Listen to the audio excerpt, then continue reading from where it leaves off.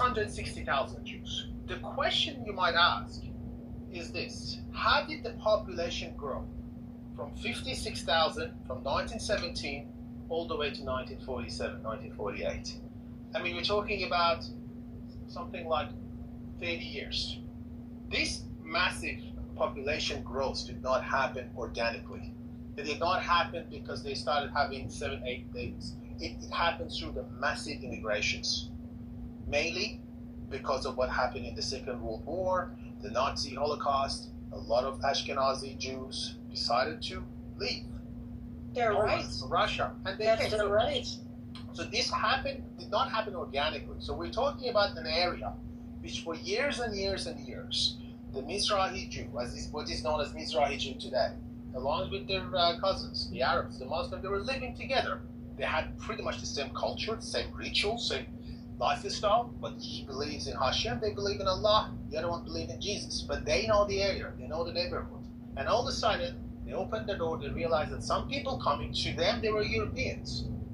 That to them there are some people coming from Poland, from Russia, from Germany. And they had to come, and they came through what is known as Nakba. They displaced hundreds of thousands of Palestinians to other lands. This is the Palestinian perspective. This is the fact that the reason they didn't accept that very first declaration in 1948 is because they knew that these people, so that 52,000, yes, they were original, they were authentic, they were indigenous people of the land. But the massive immigration happened afterwards, but mainly as a result of the Second World War. They didn't see that as organic immigration.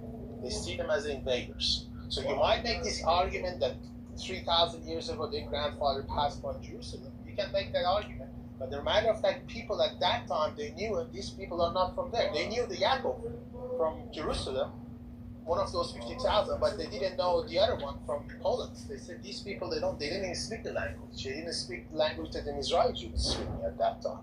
They saw them with a different culture, with different food, and that's why they didn't accept. They said, okay, you are 10% of the population, you can have 10% of the land, but not 50%. That's the way that I think the way to look at it. But again, you can make this argument that the Jews passed by that 3,000 years ago. Self-determination is that even self-determination of Jews living in Poland. You make this argument, but people are going to laugh at it.